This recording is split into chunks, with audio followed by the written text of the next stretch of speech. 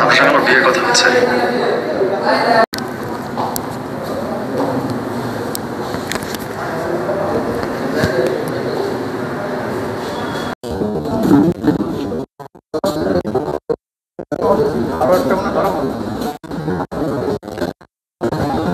রাত্রে হালকা গা গরম আসলো, বৃহস্পতিবার সকাল থেকে জ্বর আর গা ব্যথা, এই আর কি। তারপরে ওই নাপা এনে খাওয়াইছি 2 দিন, দেখি যে জ্বর কমে কিন্তু গা ব্যথা কমে না। তারপরে আমরা আপনার ওই পরশুদিনকে আমরা সদরে নিয়ে আসছি।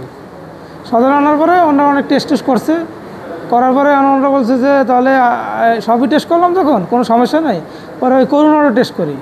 তা ওইটা আবার টেস্ট করছে আপনার কালকারে সকালের দিকে নমুনা নিছে, দুপুরের মানে আগে নমুনার দিছে, টেস্টটা দিছে। দেওয়ার পরে আপনার করোনা ধরা পড়ছে। পরে আমরা বলছি যে এখন যা একটু আছে নর্মালে আছে, অতটা না, যদি সমস্যা দেখা যায় তাহলে আপনারা চলে যাবেন, আমরা রিলিজ করে দিতেছি, সদর এই কী কয় 250 বেডে চলে যাবেন।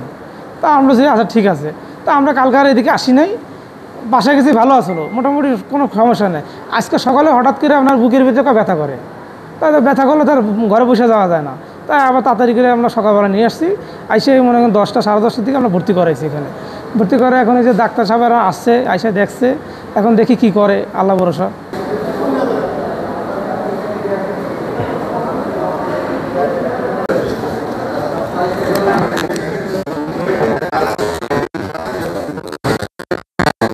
আমাদের খুলনা মেডিকেল কলেজ হাসপাতালে আজকেই আমরা প্রথম একটি করোনা রোগী শনাক্ত পেয়েছি। এই রোগীটা মূলত খুলনা সদর হাসপাতাল থেকে রেফার হয়ে আসছে।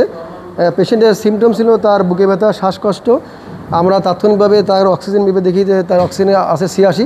আমরা তাকে অক্সিজেন 4 লিটার করে দেওয়ার পরে তার অক্সিজেনের লেভেল বেড়ে যায়। এখন তার অক্সিজেন লেভেল ভালো আছে, 96। তাকে আমাদের প্রাথমিকভাবে চিকিৎসা প্রদান করেছে আমাদের সহকারী রেজিস্ট্রার ডাক্তার সদীপ। তিনি তার চিকিৎসা দিয়েছেন এবং আমাদের বিশেষজ্ঞ টিমের মধ্যে ছিলেন ডাক্তার জহিরুল ইসলাম, স্যারও আসছিলেন, স্যারও রুগীকে দেখে গেছেন এবং পরামর্শ দিয়েছেন। আশা করি রুগীর যথাযথ চিকিৎসা চলবে এবং আজকে থেকে আমাদের করোনা ইউনিটের রুগী ভর্তির সূচনা হয়ে গেল। আশা করি আমরা এখানে যথাযথ চিকিৎসা প্রদান করব এবং খুলনায় যে সমস্ত পেশেন্ট করোনার সিমটম যারা আছে তারা এখানে এসে পরীক্ষা নিরীক্ষা করতে পারবে। এবং একটা টেস্ট করে ধরা পড়ছে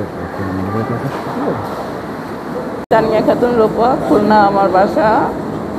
গত 3 দিন থেকে আমি মানে জ্বর ছিল না, খুব মাথা ব্যথা ছিল এবং প্রচণ্ড গায়ে ব্যথা ছিল, গলা ব্যথা ছিল।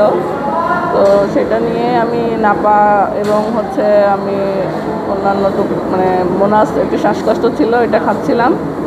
তো আজকে 3 দিন হচ্ছে পরে আমি আজকে ডেঙ্গু এবং করোনা টেস্ট করতে আসছিলাম। তো টেস্ট করার পরে দেখলাম যে করোনা পজিটিভ। এই অবস্থাতে এখন খুলনা মেডিকেলে আসছি।